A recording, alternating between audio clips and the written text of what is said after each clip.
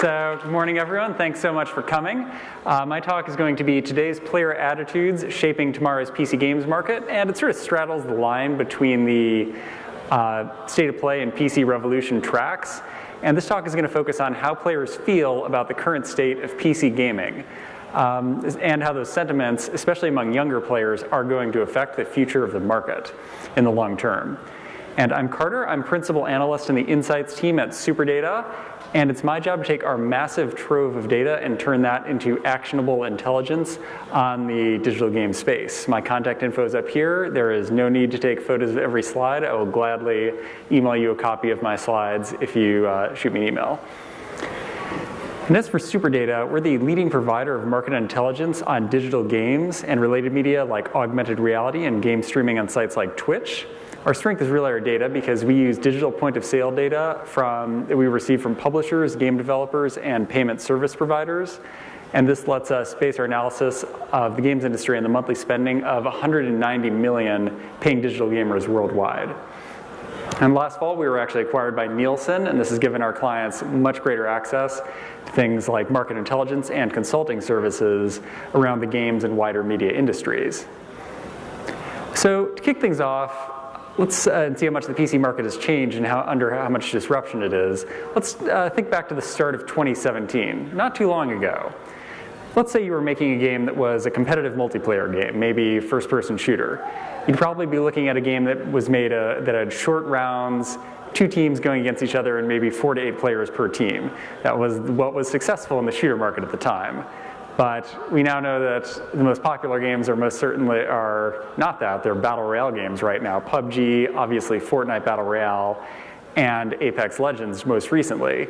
So we see that what people expected consumers to want, in fact, is not necessarily the case. We've seen a huge new subgenre emerge just in the past few years. Similarly, we've also had the Epic Game Store make huge waves in the industry, securing a number of high-profile exclusive titles.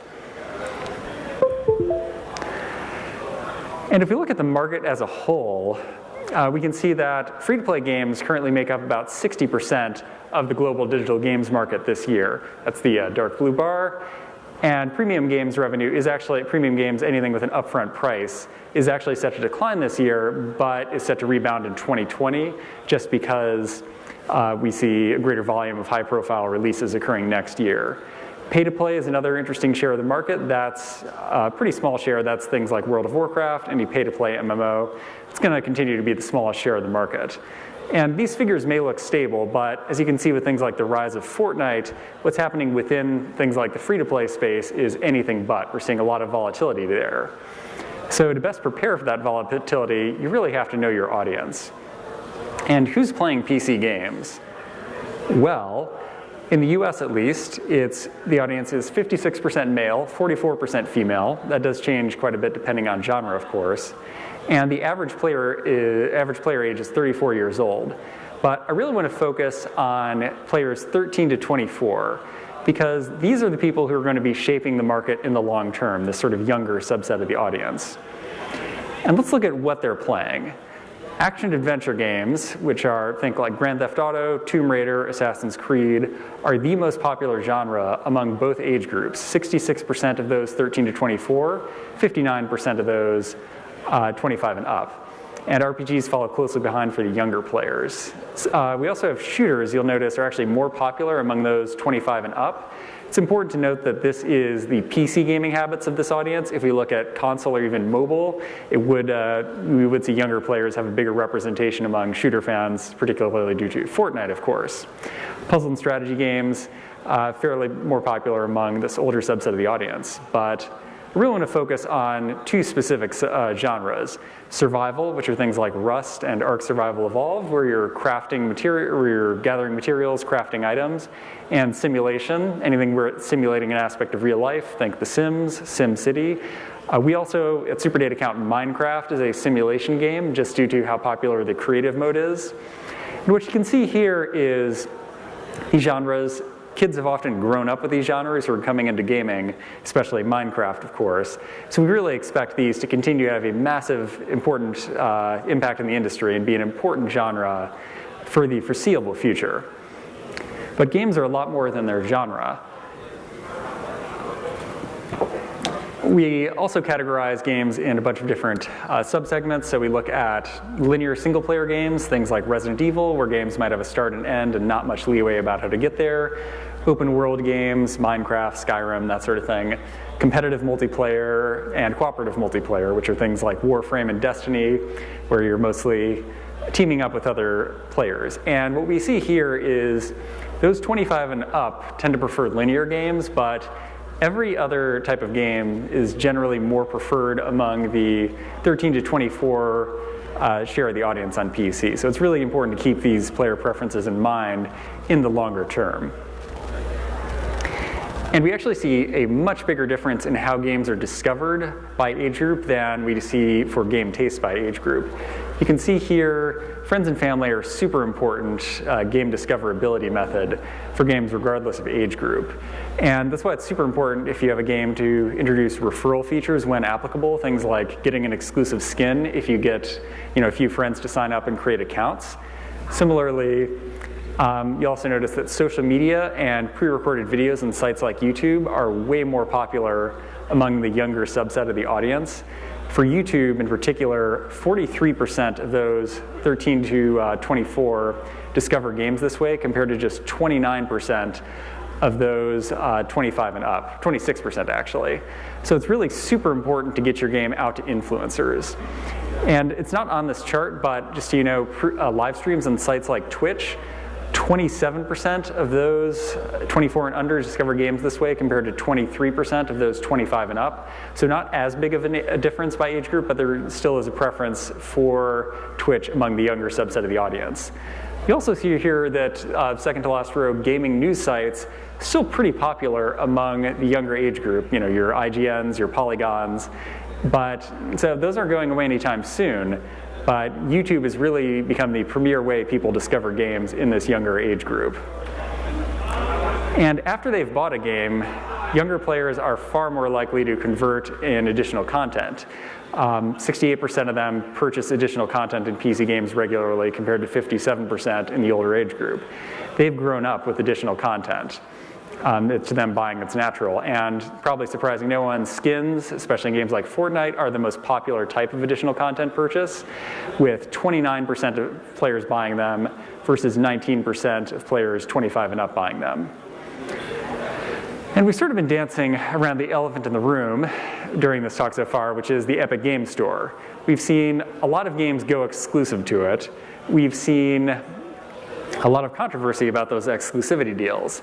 So the question a lot of developers are asking is, will people not play a game because it appears on the Epic Games Store? Well, it shouldn't surprise you that the loudest commenters on sites like Reddit and various other news sites are not necessarily representative of the entire PC gaming population. We've seen those who would actually skip a game because of its storefront are a pretty vocal minority of the gaming population. Overall, about 9 in 10 players are at least willing to download a new launcher. This is especially true among younger players, which 76% of those 24 and under are likely or very likely to download a launcher versus 66% of those 25 and up. There's a pretty big caveat I'd like to address though. This is based on a survey question of, if you were aware of a game, if you knew you wanted to play it, would you download a new launcher to play it? This doesn't take into account discoverability. If your game doesn't have necessarily a AAA marketing budget or something, you may want to launch in the widest variety of storefronts possible. We saw the game Thronebreaker recently, which is a spin-off of the card game Gwent, which is itself a spin-off of the Witcher games. Didn't do so hot originally around launch, and the game's publisher, CD Projekt, said that was because blamed it on launching on their own storefront, GOG, instead of doing a broad launch, and the game sort of flew under the radar of people who weren't aware of it. Similarly, single-player games, very dependent on their first month revenue. So those sorts of games you may want to go with as broad of a launch as possible, but you can see there is definite willingness to try new launchers for huge games with a devoted fan base that people know they're going to play and are certainly aware of. So we've talked a lot about the current state of the market. Let's look a bit further out to the future. We've seen a huge growth in gaming subscriptions in the past year or two.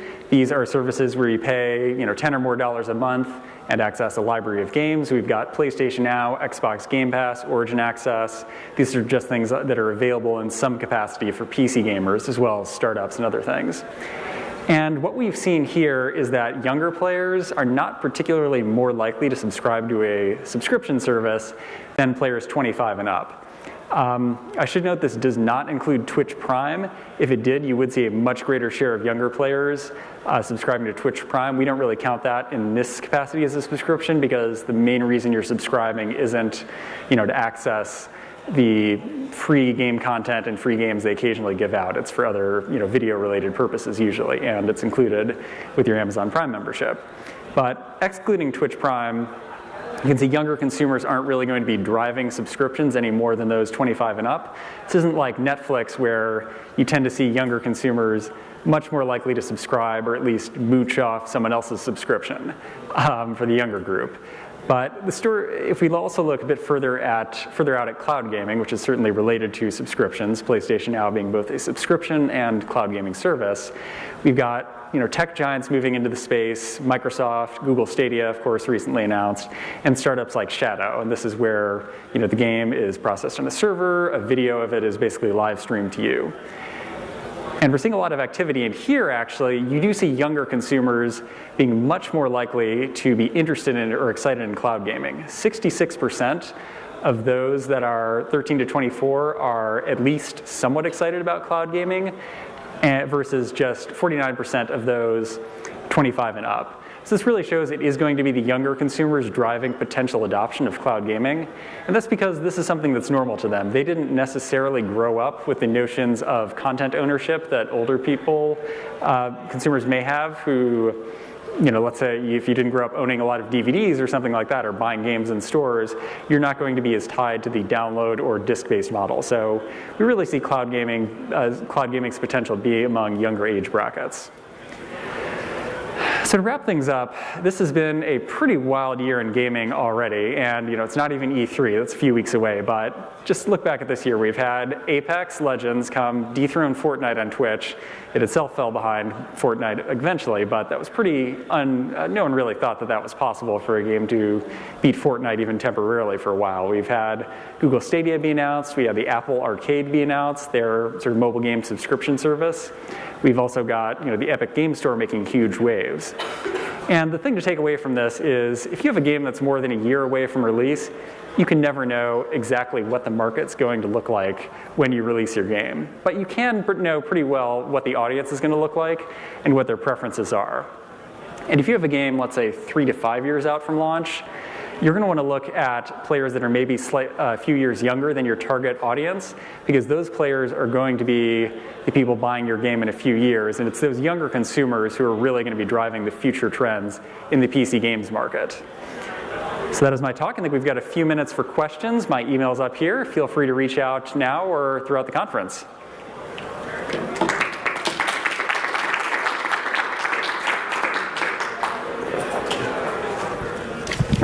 Yes.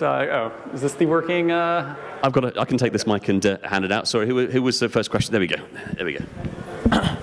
I think it's a pretty traditional thing to look at people who are teens and think, how are these going to be predictive to the market in 5 years? Because they're going to have wallets, they're going to be in their mid-20s, they're going to be older. But I think an interesting part of gaming is that the youth, the people in their early teens, are not just predictive, but even currently, if you look at Fortnite and Apex, a huge chunk of consumers and gamers. And I'm wondering how predictive, you talked about Minecraft predicting Rust and Ark as popular games, and how equally do you try to be predictive with looking maybe, and what are the challenges of looking at what 5 to 10-year-olds are doing for gaming and trying to predict what they'll be doing when they're 14? I mean, the big question for every preference is the preference something that's locked in at the stage in life and something they'll carry forward for 20 years, or will their preferences, will they shift to single-player games if they're more pressed for time?